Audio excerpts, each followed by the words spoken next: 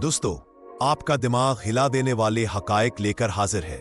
चले देखते हैं आप कितने एमसीक्यूज का सही जवाब दे पाते हैं। दुनिया की सबसे ऊंची इमारत कौन सी है?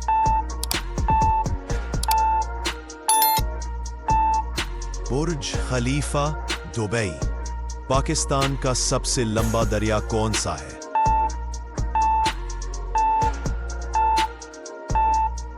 दरियाए सिंध। दुनिया का सबसे ज्यादा सर्द मुल्क कौन सा है?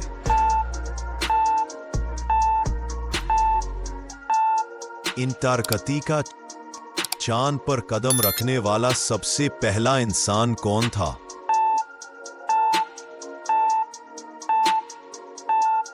Neil Armstrong.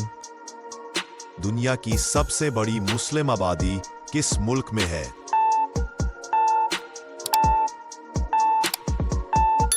इंडोनेशिया।